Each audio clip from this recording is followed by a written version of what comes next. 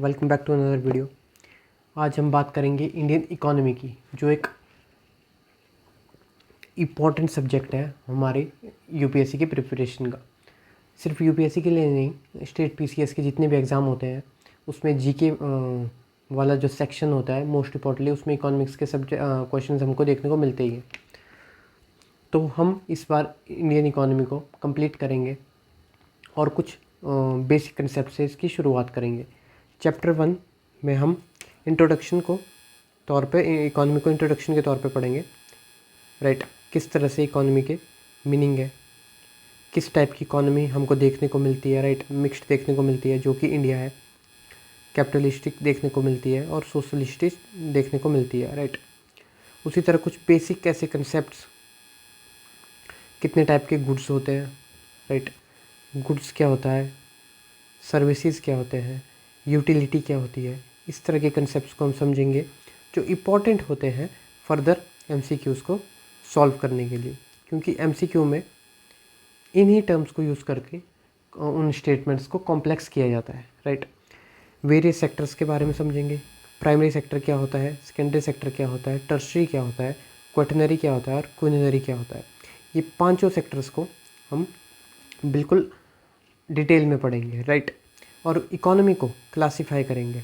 Right, we all know economy micro और macro दो level पे पढ़ी जाती है, तो इन दोनों को हम समझेंगे। मोस्ट इम्पॉर्टेंटली मैक्रो को पढ़ेंगे। राइट, और concept of demand and supply. अब अगर आपका चैप्टर इन्फ्लेशन जैसा हमको पढ़ना है तो उसके लिए हमें डिमांड और सप्लाई के जो भी कंसेप्ट होते हैं उनके ऊपर पूरा पकड़ होनी चाहिए। राइट, जिसकी बाद हम मार्केट इक्विलिब्रियम के साथ इस वीडियो को ख़त्म करेंगे। राइट, तो सबसे पहले अगर हम बात करें इकोनॉमिक्स होती क्या है। राइट, ऑल्दो हमारा जो सब्जेक्ट है वो इंडियन इकोनॉमी है, बट हम इकोनॉमिक्स को भी इसमें पढ़ते हैं। राइट, अगर हम इकोनॉमिक्स की बात करेंगे तो ये ग्रीक टर्म से बनी है। ओइकोनॉमिक्सो, ओइकोस मीन हाउस होल्ड और नोमस मीन मैनेजमेंट। राइट, तो अगर हम इकोनॉमिक्स के बारे में समझें, हाउस होल्ड और मैनेजमेंट की बात करते हैं। राइट, हाउस होल्ड और मैनेजमेंट की बात करते हैं। हमारे पास वी ऑल नो हमारे जो रिसोर्सेज हैं वो स्केयर है, ठीक है, लिमिटेड है। लेकिन जो हमारी पॉपुलेशन है वो तो इंक्रीज़ कर रही है डे बाय डे। राइट, तो इस पॉपुलेशन में इन स्केयर रिसोर्सेज को किस तरह से डिस्ट्रीब्यूट किया जाए, वही हम इकोनॉमिक्स को समझते हैं। राइट, वही हम इकोनॉमिक्स में समझते हैं। जो हमारे पास लिमिटेड रिसोर्सेज है उनको किस तरह से अपनी पॉपुलेशन में डिस्ट्रीब्यूट किया जाए ताकि वो सस्टेनेबली यूज़ किया जा सके।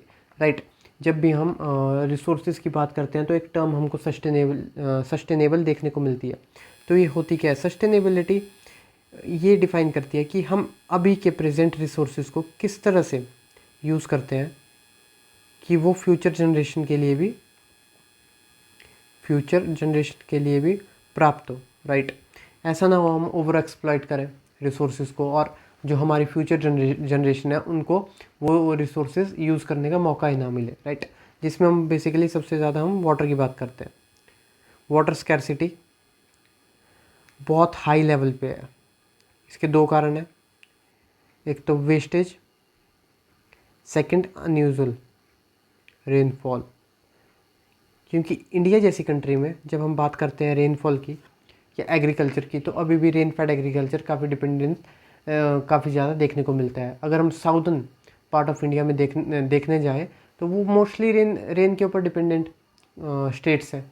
अगर रेनफॉल या मानसून बढ़िया नहीं जाता तो उनकी पर्टिकुलर पूरी जो एग्रीकल्चर इकोनॉमी है वो कोलैप्स कर जाती है। राइट, अब वही बात आ गई, आप मान लीजिए किसी किसान ने शुगर केन उगाया। राइट, बट वो वाटर, शुगर केन एक हाई वाटर डिमांडिंग क्रॉप है। राइट, क्योंकि ये पानी बहुत ज़्यादा डिमांड करता है शुगर केन। अगर इसको एक प्रॉपर अमाउंट ऑफ वाटर नहीं मिलेगा तो ये बढ़िया फसल नहीं देगा। अगर ये बढ़िया फसल नहीं देगा तो शुगर केन की जो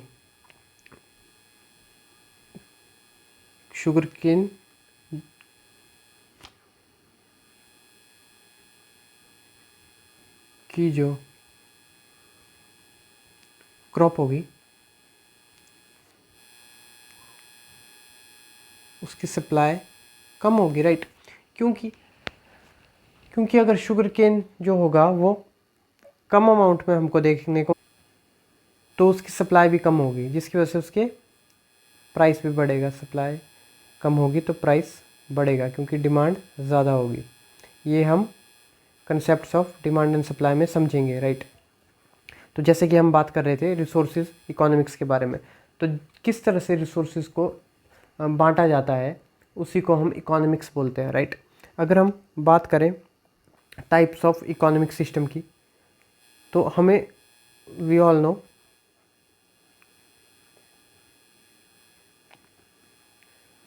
कि इकोनॉमिक्स कैपिटलिस्टिक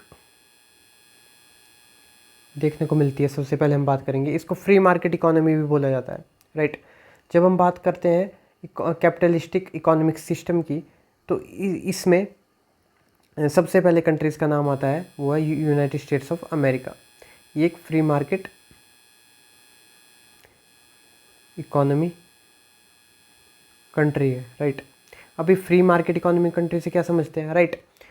चलिए हम सबसे पहले बात करते हैं एफओपी की, ठीक है। किसी भी देश में कुछ भी प्रोडक्शन करने के लिए 4 मेन एलिमेंट यूज़ होते हैं, राइट। लैंड, लेबर, कैपिटल और एंटरप्रेन्योरशिप, राइट। जब हम बात करते हैं लैंड की, लेबर की, कैपिटल की, एंटरप्रेन्योरशिप की, तो ये 4 मेन फैक्टर ऑफ प्रोडक्शन माने जाते हैं, ठीक है। किसी भी कंट्री के लिए ये जो 4 फैक्टर्स होते हैं ये इंपॉर्टेंट होते हैं कुछ भी चीज़ को प्रोड्यूस करने के लिए। आप एग्जांपल के तौर पे भी ले सकते हैं, राइट। किसी भी एग्रीकल्चर करने के लिए कोई भी, अगर हम एग्रीकल्चर का ही एग्जांपल लेते हैं, ठीक है, एग्रीकल्चर का एग्जांपल लेते हैं, तो हम एक लैंड को कंसीडर करते हैं, राइट। वो लैंड जो होगा, लैंड हमने कंसीडर कर दिया, उस लैंड में काम करने के लिए हमें लेबर की आवश्यकता होगी, राइट। उस लेबर को एक पर्टिकुलरली कैपिटल भी चाहिए होगा, मतलब वेरियस टाइप ऑफ मशीनरीज चाहिए होगी उस एग्रीकल्चर को एफिशिएंट बनाने के लिए, राइट। अब उस कैपिटल के लिए हमें एक एंटरप्रेन्योर भी चाहिए होगा जो ऑर्गेनाइज करेगा प्रोडक्शन प्रोसेसेस को, राइट। गुड्स एंड सर्विस जो प्रोड्यूस होंगी उनको ऑर्गेनाइज करेगा। तो इस तरह से ये चारों मिलके फैक्टर ऑफ प्रोडक्शन बनते हैं, ठीक है। अब जब हमने फैक्टर ऑफ प्रोडक्शन को समझ लिया है तो हम वापस आते हैं कैपिटलिस्टिक इकोनॉमी में। तो जो ये 4 फैक्टर ऑफ प्रोडक्शन होते हैं इनको पूरी तरह से कंट्रोल करती है प्राइवेट इंडिविजुअल्स, राइट। अगर private individuals factor of production को कंट्रोल करेंगे तो गवर्नमेंट का रोल प्राइस स्टेबिलिटी पे कम हो जाएगा, राइट। क्यों? क्योंकि जो प्राइवेट इंडिविजुअल्स होंगे उनके हाथ में पूरा फैक्टर ऑफ प्रोडक्शन का कंट्रोल होगा, राइट।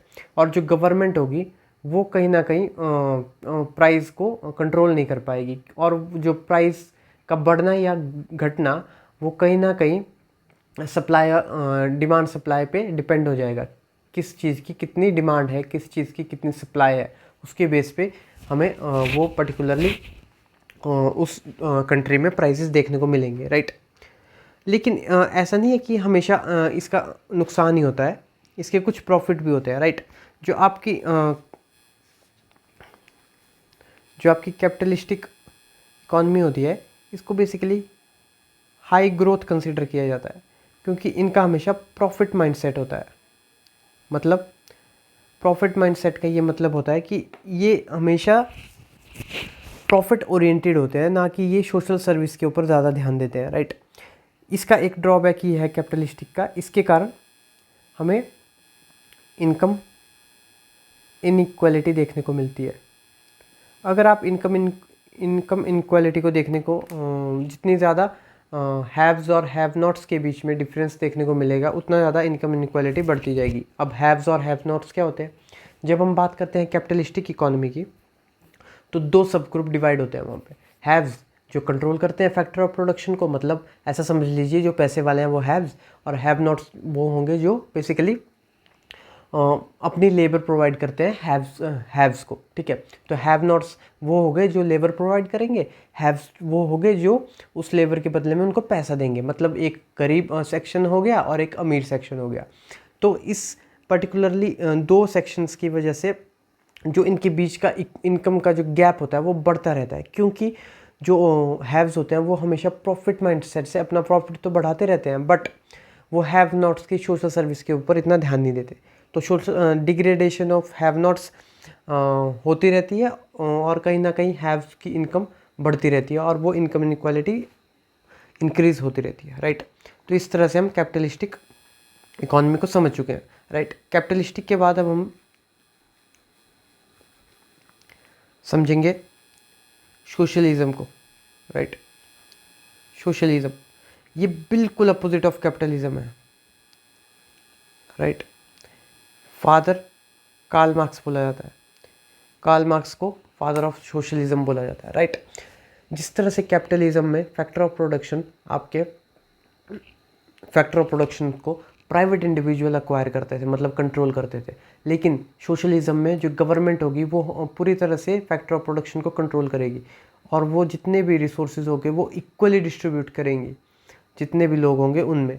ये एक्चुअल में इसको इम्प्लीमेंट करना बहुत टफ होता है, क्योंकि ऐसा माना जाता है, देखिए मैं आपको समझाता हूँ। मान लीजिए दो पर्सन है, ए एंड बी।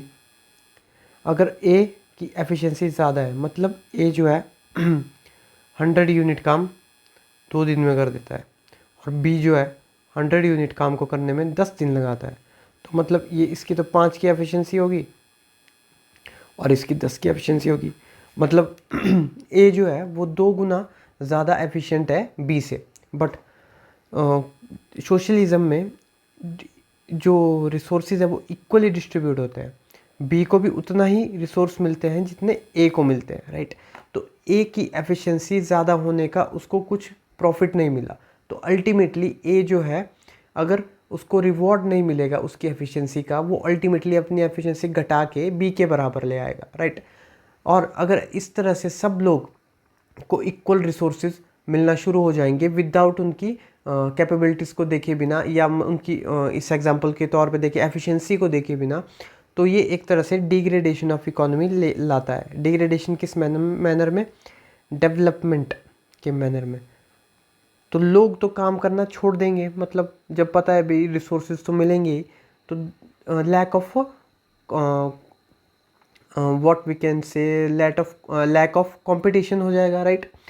कोई compete नहीं करेगा एक दूसरे से, तो इसकी वजह से सोशलिज्म एक यूटोपियन सा कंसेप्ट लगता है, ठीक है, जो पॉसिबल नहीं है करना, ठीक है। तो इस तरह से हमने सोशलिज्म का समझा। अब अगर हम बात करेंगे मिक्स्ड का, जैसा नाम बता रहा है, इसमें कुछ फीचर कैपिटलिस्टिक होंगे, कुछ सोशलिस्ट होंगे, राइट। फैक्टर ऑफ प्रोडक्शन को प्राइवेट तो ओन करेंगे, पर साथ साथ में गवर्नमेंट भी ओन करेगी, राइट। इसका बेस्ट एग्जांपल है हमारा इंडिया। इंडिया किस तरह से प्राइस को आरबीआई मैनेज करता है, राइट। ये भी हम समझेंगे आरबीआई के क्या क्या काम होते हैं, राइट। वो किस तरह से प्राइसेस को मैनेज करते हैं, राइट। तो हम आरबीआई को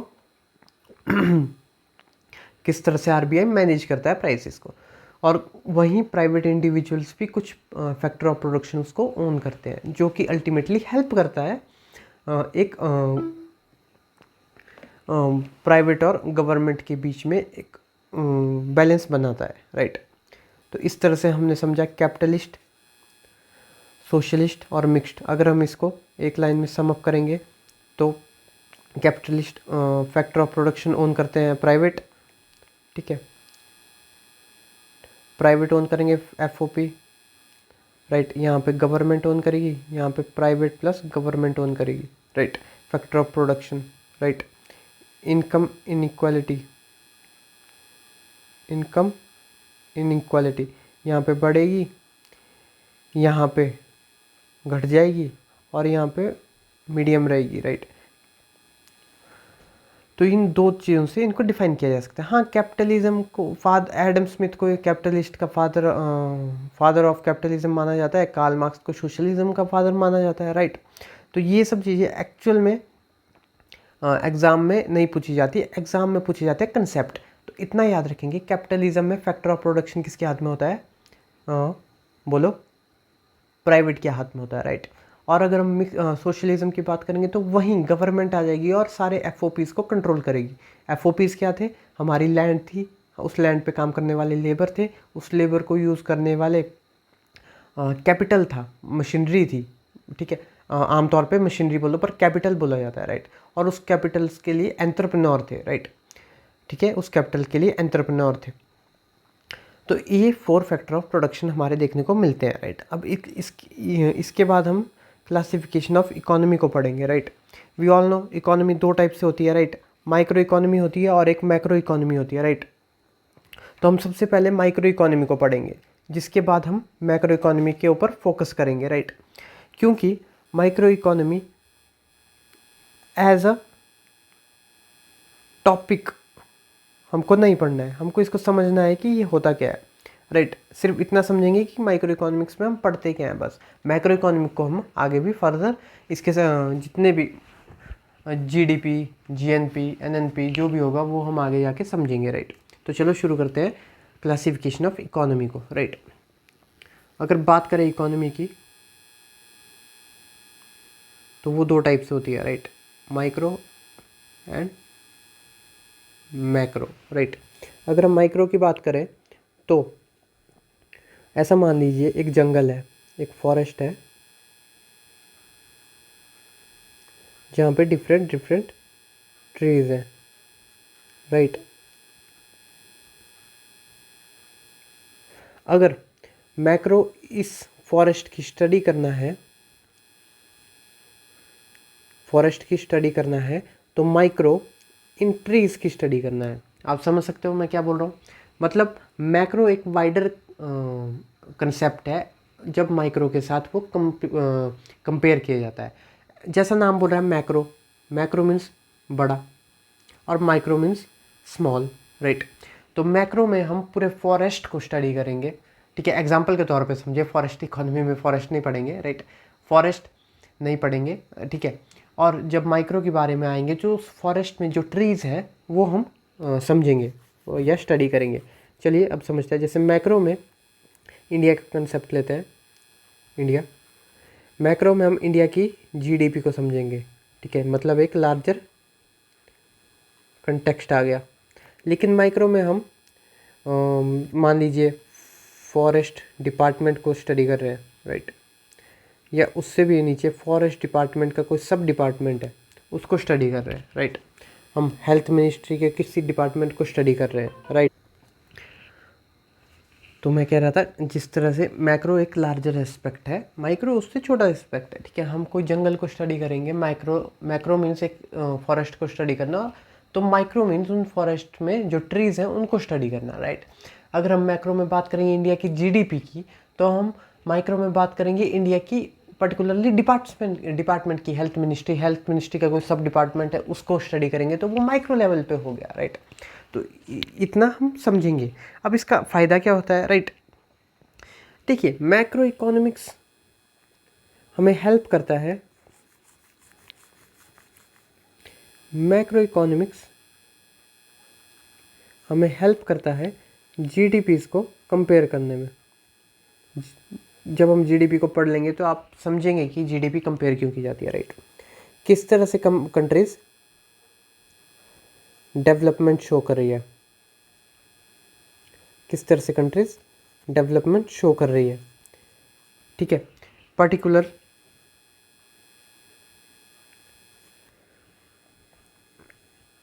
एम्प्लॉयमेंट है किस तरह से, राइट। एक कंट्री की एम्प्लॉयमेंट को स्टडी करना लार्जर है, पूरी कंट्री की पढ़ रहे हैं, तो वो देखिए, तो वो मैक्रो लेवल पे होगा, राइट, राइट। तो इस तरह से हम माइक्रो और मैक्रो कंसेप्ट को भी पढ़ चुके हैं, राइट। अगर हम ओवरऑल एक रिवीजन करें तो इस तरफ हम माइक्रो लिखते हैं, ऊपर माइक्रो लिखा हुआ है, नीचे मैक्रो लिखा हुआ है, राइट। माइक्रो में specific market section, right. Second macro में study of entire economy, that is GDP, right. समझो, डिमांड एंड सप्लाई पढ़ रहे हैं, राइट। कितनी प्रोडक्शन हुई है, ठीक है, कितनी कंजप्शन हुई है, ये एस्पेक्ट। और इसमें एम्प्लॉयमेंट को स्टडी कर रहे हैं, राइट। नेशनल इनकम निकाल रहे हैं।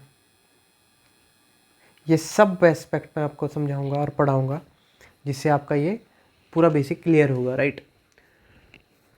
नेशनल इनकम पढ़ लिया, ठीक है। जनरल प्राइस लेवल, ठीक है, प्राइस लेवल कैसा है इकोनॉमी का, वो समझेंगे। तो इस तरह से माइक्रो और मैक्रो को भी समझ चुके हैं, राइट। अगर हम बात करें, अभी तक हमने क्या क्या समझा है, ठीक है। हमने टाइप्स ऑफ इकोनॉमिक सिस्टम समझ लिया है, कैपिटलिस्ट, सोशलिस्ट और साथ में मिक्स्ड। हमने इकोनॉमी को समझा है, हमने क्लासिफिकेशन ऑफ इकोनॉमी को समझा है। अब हम समझेंगे टाइप्स ऑफ मार्केट को, ठीक है। मार्केट कितने टाइप्स के होते हैं, राइट, ठीक है। एक बेसिक वे से अगर इसको समझा जाए तो मार्केट, ठीक है, एक होता है परफेक्ट कंपटीशन वाला,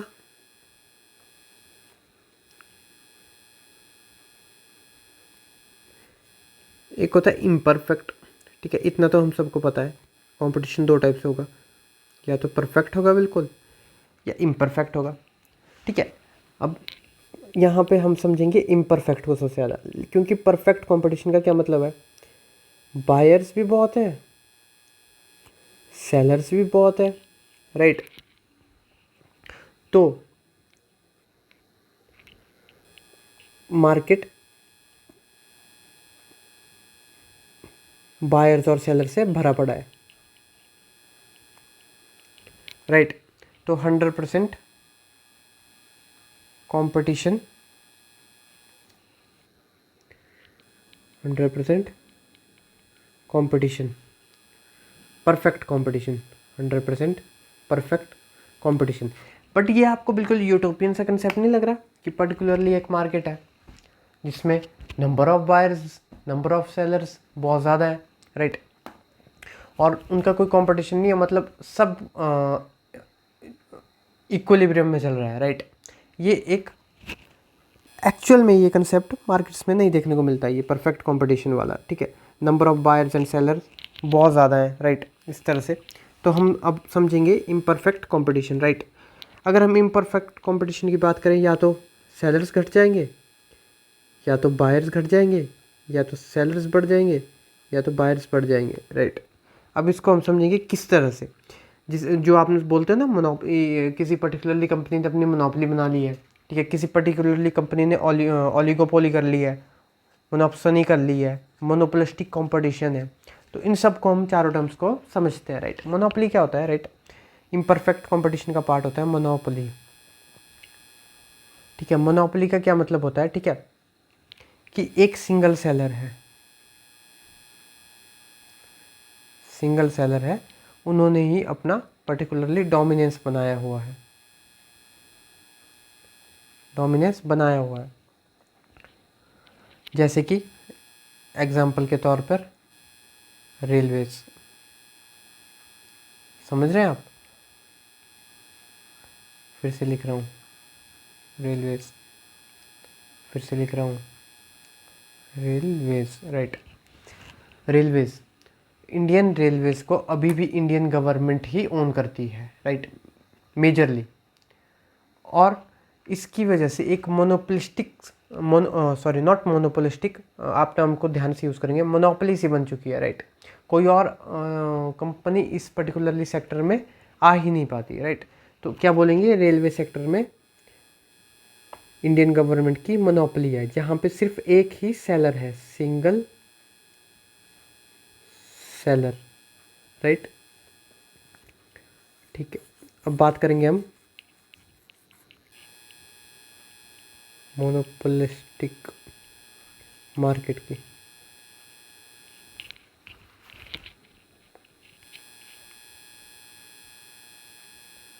ठीक है, मोनोपोलिस्टिक मार्केट की।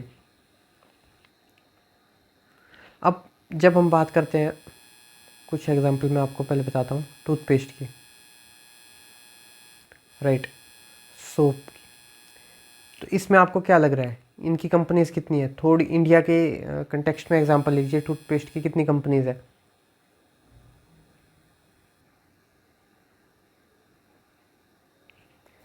समझा आप? मतलब नंबर ऑफ कंपनीज बहुत ज़्यादा है, राइट। और वो एक डिफ्रेंशिएटिंग प्रोडक्ट बेच रही हैं,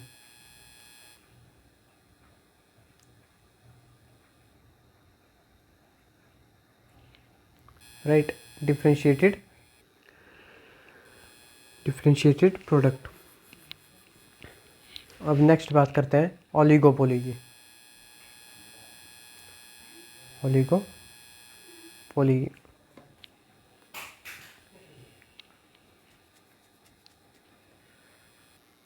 जब कुछ फ्यू फर्म्स हैं, ओलिगोपोली याद रखेंगे, फ्यू फर्म्स हैं जो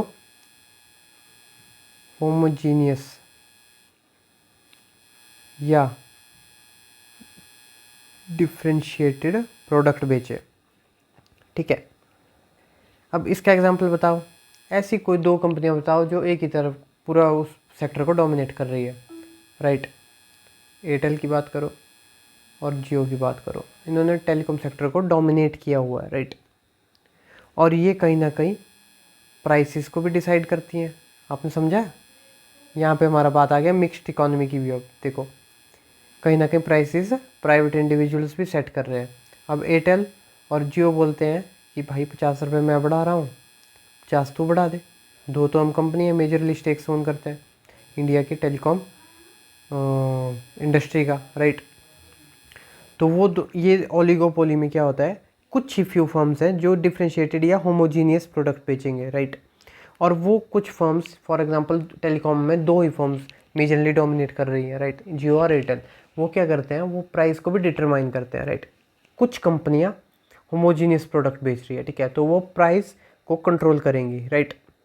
समझे? ओलिगोपोली, कुछ कंपनियां प्राइस को कंट्रोल करती हैं क्योंकि वो एक होमोजीनियस प्रोडक्ट बेच रही हैं, ठीक है। अब इसके बाद हम एक और पढ़ेंगे ओलिगोपोली के बाद, मोनोप्सनी। मोनोप्सनी क्या होता है, राइट। ये इतने देर में हम सेलर की बात कर रहे थे, ये एक लौता है जिसमें हम बायर की बात करेंगे। यहाँ पे सिर्फ वन बायर है, बेचने वाले तो बहुत हैं पर खरीदने वाला एक है। अब आप बोलेंगे ऐसा कौन सा इंडस्ट्री या ऐसा कौन सा सेक्टर हमको देखने को मिलता है? सेंट्रल गवर्नमेंट बाय करती है हमारा डिफेंस इक्विपमेंट, और कोई तो नहीं खरीद सकता इंडिया के लिए डिफेंस इक्विपमेंट, सेंट्रल गवर्नमेंट ही खरीदेगी ना। तो सेंट्रल गवर्नमेंट खरीद रही है डिफेंस इक्विपमेंट, राइट।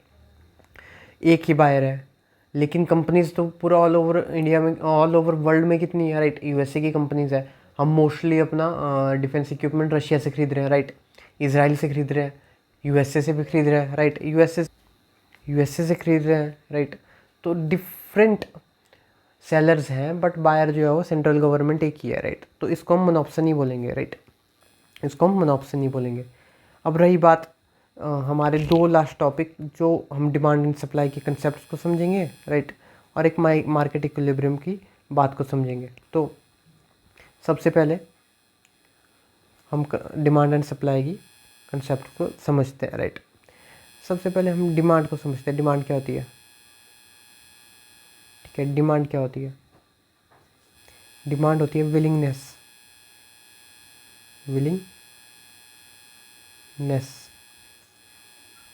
टू पे, विलिंगनेस अबाउट समथिंग, किसी चीज़ को लेने की इच्छा जाहिर हो तो वो डिमांड होती है। अभी अभी मेरी ये डिमांड है, राइट। ठीक है, उसको हम डिमांड बोलते हैं, राइट। और सप्लाई की बात करेंगे, ठीक है, अमाउंट सप्लाई होता है जितना amount present in the market, खरीदने के लिए जितना प्रेजेंट है,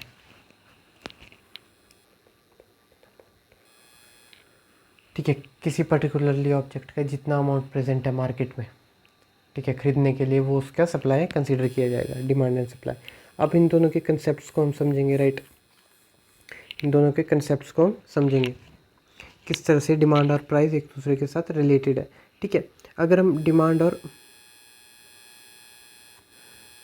प्राइस का कंसेप्ट समझे तो हम एक ग्राफ के थ्रू इसको समझ सकते हैं, राइट। अगर हमारा प्राइस P1 है, प्राइस कम है, तो हमारा डिमांड ज़्यादा होगी। अगर हमारा प्राइस ज़्यादा है तो हमारी डिमांड कम होगी, राइट। ये प्राइस और डिमांड का ग्राफ बोलते हैं इसको basically demand and price graph बोला जाता है, जिसमें हमें ये समझाया जाता है कि लॉ ऑफ डिमांड क्या होता है, ठीक है। लॉ ऑफ डिमांड समझ लीजिए। आमतौर पे आप अपना एग्जांपल लीजिए, अगर किसी चीज़ का प्राइस ज़्यादा है तो आप उस चीज़ को खरीदेंगे या नहीं खरीदेंगे, ठीक है। अभी मैं आपको वेबलेन गुड गिफन गुड्स के बारे में पढ़ाऊँगा, राइट, या समझाऊँगा।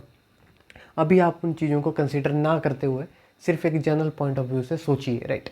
अगर किसी चीज़ का प्राइस ज़्यादा है तो आप उसको नहीं खरीदेंगे, राइट, तो उसकी ऑटोमेटिकली डिमांड कम हो जाएगी, राइट। यही हमारा लॉ ऑफ डिमांड बोलता है, ठीक है। और प्राइसेस के गिरने पे हमारी डिमांड बढ़ जाएगी। सिंपल सा कंसेप्ट है, सुनने में बहुत इजी लगता है, राइट। जब हम इन्फ्लेशन जैसे कंसेप्ट्स को समझेंगे तो वहाँ पे बैंकिंग जैसे में cash reserve ratio, right, repo rate, ये सब कुछ हम आगे कवर करेंगे, राइट। हमारी मॉनेटरी पॉलिसीज़ में CRR और RR इन्फ्लेशन पढ़ेंगे, और बैंकिंग में भी कुछ हद तक उनके जब हम NPS को पढ़ेंगे तो उसमें हम कुछ कंसेप्ट्स देखेंगे, राइट। तो इस तरह से लॉ ऑफ डिमांड को हम समझते हैं। प्राइस बढ़ेगा तो डिमांड घटेगी, प्राइस घटेगा तो डिमांड बढ़ेगी। एक जनरल पॉइंट ऑफ व्यू है, और ये हम सबको आइडिया होता है, राइट। अब डिमांड एंड प्राइस को तो समझ लिया हमने, अब इलास्टिसिटी ऑफ डिमांड को पढ़ेंगे। अभी इलास्टिसिटी क्या होती है, राइट, ऑफ डिमांड, ठीक है। इलास्टिसिटी होता है ability of change due to change in various factors, right. Demand किस तरह से चेंज होगी जब उसके अकॉर्डिंगली अदर एस्पेक्ट्स को चेंज किया जाएगा। सबसे पहले हम बात करते हैं प्राइस इलास्टिसिटी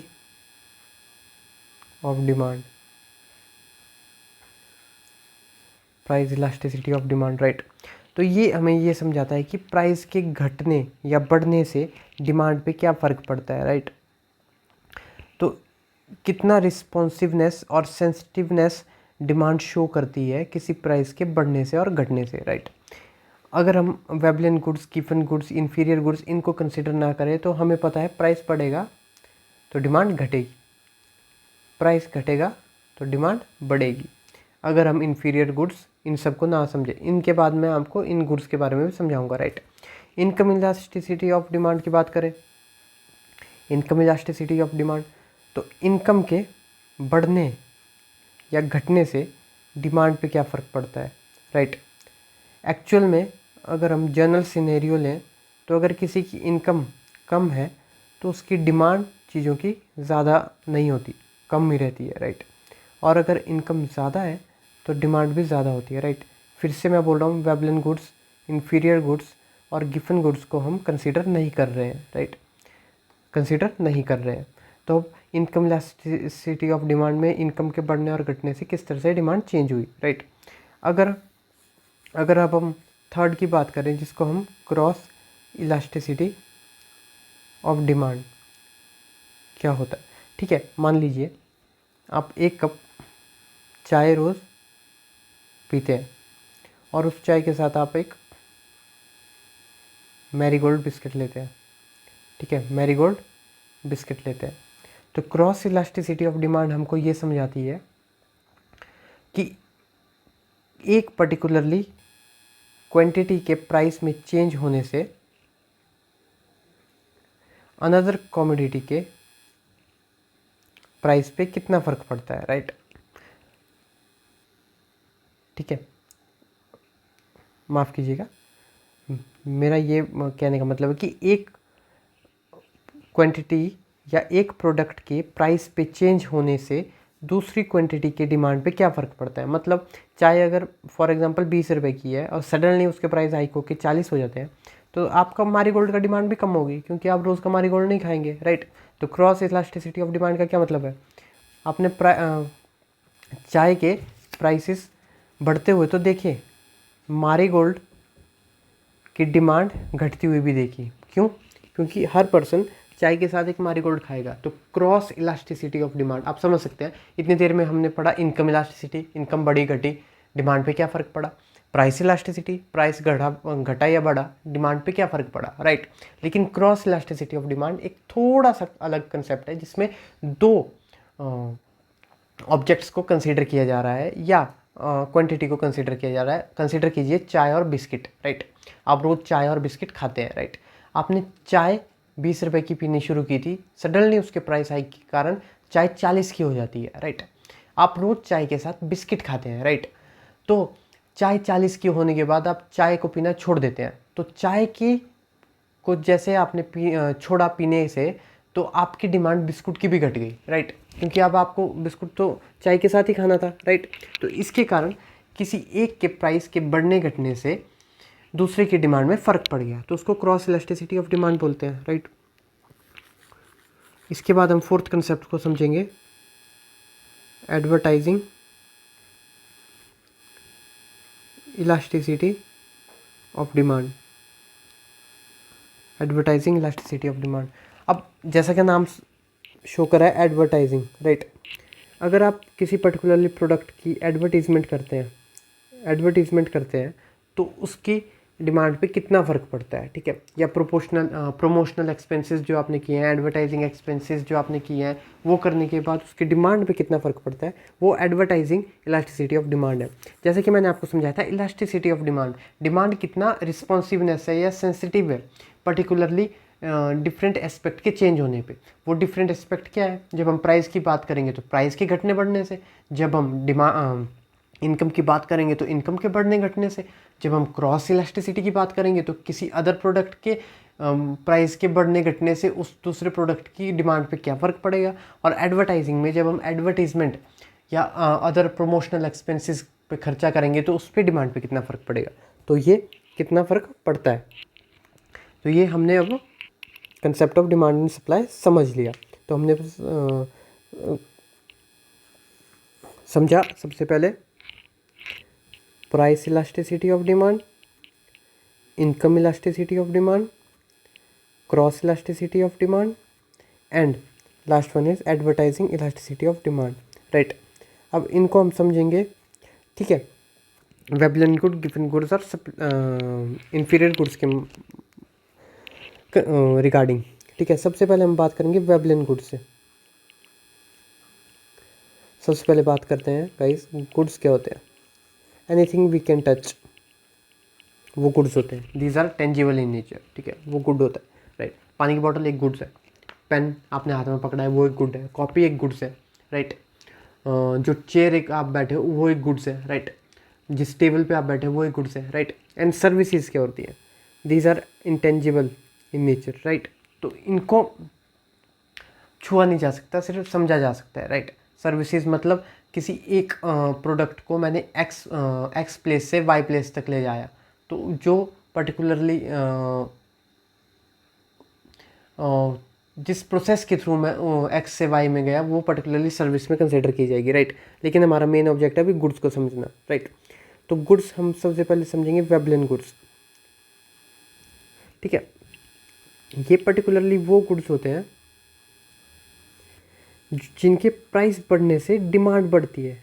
अब आप बोलेंगे ये क्या बात हुई, अभी तो आपने law of supply and demand समझाया कि जितना ज़्यादा द लॉ ऑफ डिमांड समझाया, जितना ज़्यादा प्राइस बढ़ेगा उतना कम डिमांड हो जाएगी।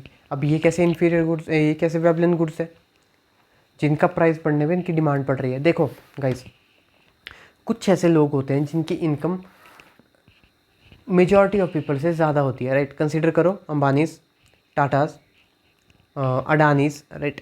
These people are super rich.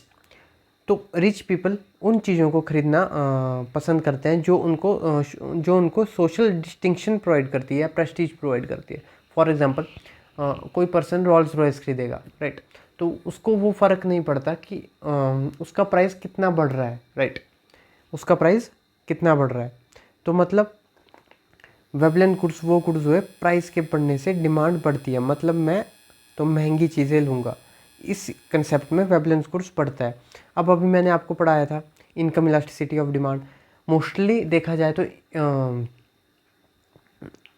Income बढ़ती है तो डिमांड भी बढ़ती है। शायद मैंने ऊपर आपको उल्टा पढ़ा दिया है इनकम इलास्टिसिटी ऑफ डिमांड में। चलो मैं फिर से पढ़ाता हूँ। इनकम इलास्टिसिटी ऑफ डिमांड में देखो, अगर इनकम बढ़ेगी तो डिमांड भी तो बढ़ेगी, राइट। और इनकम घटेगी तो डिमांड भी घटेगी, राइट। अभी मैंने, आप करेक्ट कर लेना, ऊपर शायद मैंने अपोजिट बोल दिया है इसका, राइट। तो आप देख लेना, इनकम बढ़ेगी तो डिमांड भी बढ़ेगी, इनकम घटेगी तो डिमांड भी घटेगी। मोस्टली देखा जाता है ऐसा, राइट।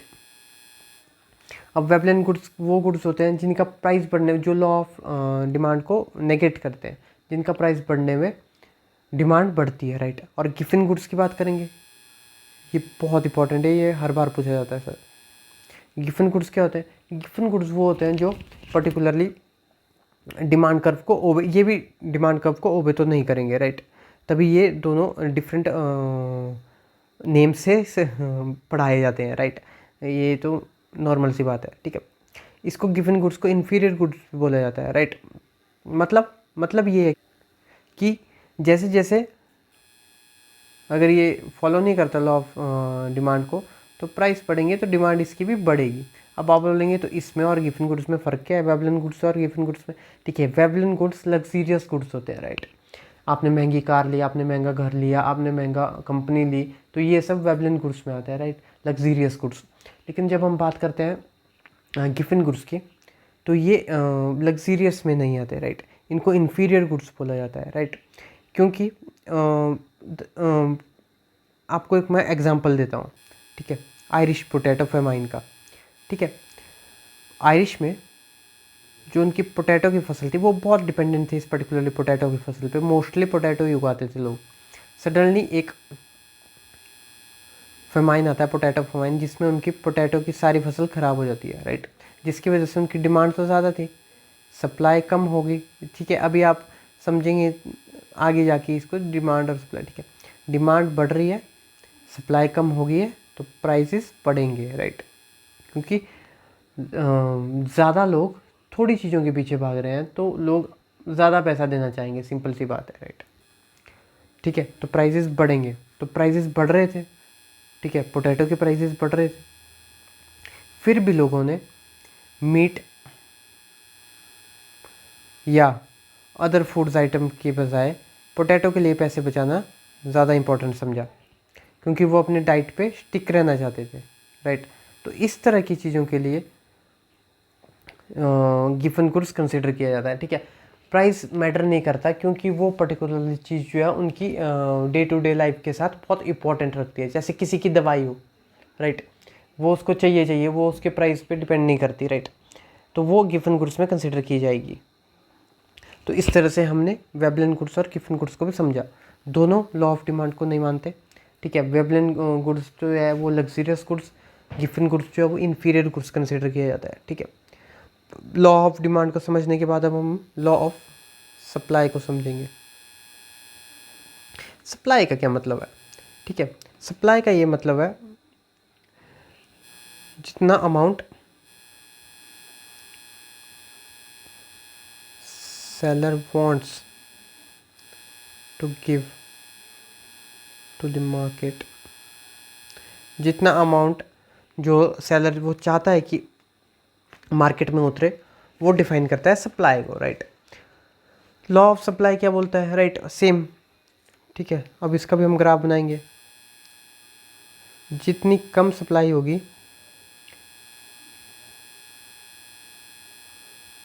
उतनी कम, जितना कम प्राइस होगा उतनी कम क्वांटिटी सप्लाई होगी, जितना प्राइस ज़्यादा होगा उतनी ज़्यादा क्वांटिटी सप्लाई होगी, राइट।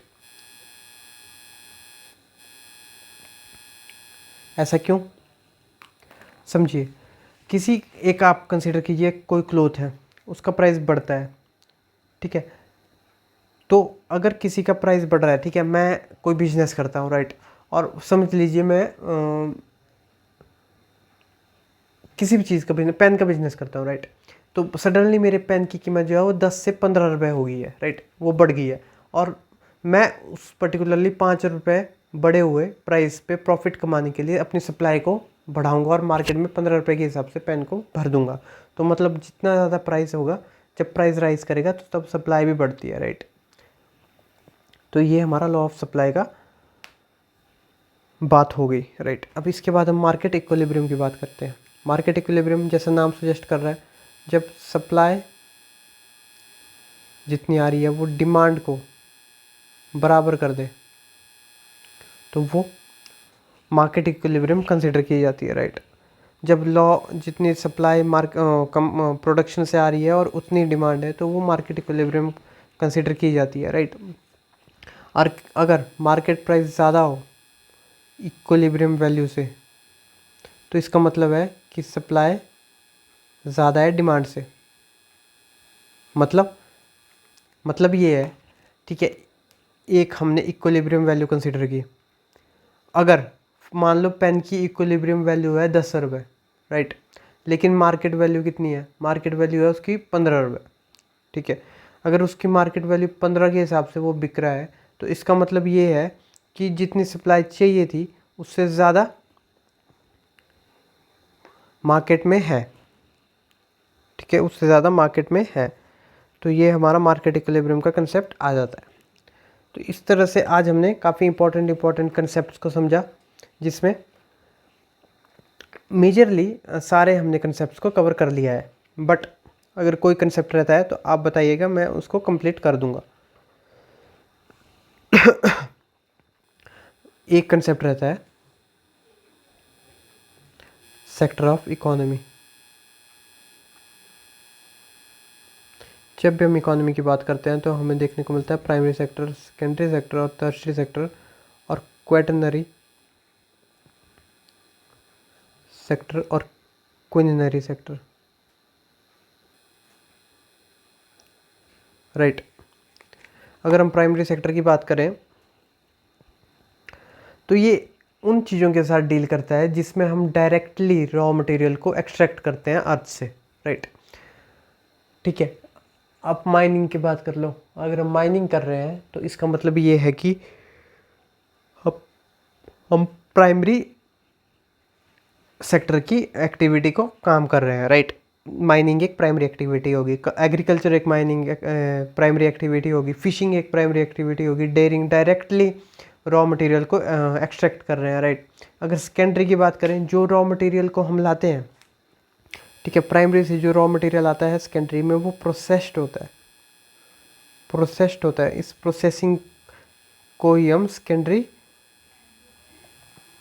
सेक्टर बोलते हैं, राइट, जहाँ पे प्रोसेसिंग होती है। प्रोसेसिंग होने के बाद जो डिफरेंट एरिया में वो भिजवाया जाता है या ट्रांसफ़र किया जाता है तो उसी को हम सर्विस सेक्टर भी बोलते हैं, जो कि हमारा टर्शियरी सेक्टर है, जो हेल्प करता है सेकेंडरी सेक्टर और प्राइमरी सेक्टर के पर्टिकुलरली किए गए काम को डिफरेंट सर्विस प्रोवाइड करना, राइट। क्वैटरनरी और क्विनरी ये बिल्कुल अलग होते हैं इन तीनों से। क्यों? क्योंकि क्वैटरनरी में आर एन डी का काम देखा जाता है। मतलब फॉर एग्जांपल एक कंपनी है, राइट, जिसमें ए, बी और सी काम करते हैं, ठीक है। कंपनी है एक्स जिसमें ए, बी और सी काम करते हैं, ए बी सी डी। ए का काम क्या है? एक्स क्या है? माइनिंग कंपनी है एक, मान लीजिए। ए का काम क्या है? माइनिंग करना, ठीक है, तो ये प्राइमरी सेक्टर का आदमी हो गया। बी का काम क्या है? इस माइन किए हुए प्रोडक्ट को प्रोसेस करना, तो ये सेकेंडरी में आ गया। अब टर्शियरी का क्या काम है, या सी का? इन दोनों प्राइमरी और सेकेंडरी के किए गए काम को सर्विस प्रोवाइड करना, राइट, इसलिए इसको टर्शरी सेक्टर कहा जाता है। और जो इस कंपनी एक्स में जो डी होगा वो आर एंड डी देखेगा, आर एंड डी देखेगा, आर एंड डी देखेगा, research and development, research and development, research and development. तो ठीक है, ये आर एंड डी को देखेगा तो ये क्वेटरनरी सेक्टर का माना जाएगा, क्योंकि इस पर्टिकुलरली सेक्टर में वो सारे काम आते हैं जिसके थ्रू हम educations, research and development, consulting services, knowledge economy को देखते हैं, राइट, या को समझते हैं। तो वो फोर्थ सेक्टर में आ जाता है क्वेटरनरी में। और रही बात क्विनरी सेक्टर में, जो मोस्ट इंपॉर्टेंट डिसीजन लेते हैं ना कंपनी में, फिफ्थ जो सीईओ टाइप होते हैं, वो सारे क्विनरी सेक्टर में आते हैं, राइट, वो सारे क्विनरी सेक्टर में आते हैं। तो इस तरह से हम प्राइमरी, सेकेंडरी और टर्शरी, क्वेटरनरी और क्विनरी को भी समझ चुके हैं। मतलब एक कंपनी एक्स कंसीडर कीजिए जिसमें जो माइनिंग का काम करती है, ए जो है उसमें माइनिंग का काम कर रहा है, बी जो है उस माइनिंग किए हुए रॉ मटेरियल को प्रोसेस कर रहा है, तो वो सेकेंडरी हो गया। जो थर्ड है वो फर्स्ट और सेकंड के रॉ मटेरियल और प्रोसेस किए ऑब्जेक्ट्स को, ऑब्जेक्ट्स ही बोल सकते हैं, उनको सर्विस प्रोवाइड कर रहा है, राइट। वो 1 2 3 को अलग किया। अब जो फोर्थ है वो आर एंड डी कर रहा है, किस तरह से माइनिंग कंपनी की न्यू टेक्नोलॉजी लाया जा सकता है, ठीक है, उस कंपनी में। तो वो कंपनी के हिसाब से मैं आप समझा रहा हूँ, छोटे लेवल पे, राइट, आप कंट्री के लेवल पे इसको कंसिडर कीजिएगा, ठीक है। तो वो सोच रहे हैं किस तरह से आर एंड डी को और बेहतर किया जाए, तो वो उसका क्वेटरनरी काम आ जाएगा। और इन सब ने काम किया और ये अपने काम और आइडियाज़ लेके गए सीईओ के पास, और उसने उस सारे कुछ काम्स को रिजेक्ट किया, कुछ को अप्रूव किया, हाई इंपॉर्टेंट डिसीजन लिए, तो वो फिफ्थ इसमें क्विनरी सेक्टर में आ जाएगा। तो इस तरह से आज हमने अपने इम्पॉर्टेंट कुछ बेसिक बट इम्पॉर्टेंट कंसेप्ट्स को समझा, राइट। तो अगर आपको ये वीडियो अच्छी लगी होगी तो आप लाइक कीजिए, सब्सक्राइब कीजिए और कमेंट कीजिए। Thank you very much. मैं ऐसी वीडियोस लाता रहूँगा।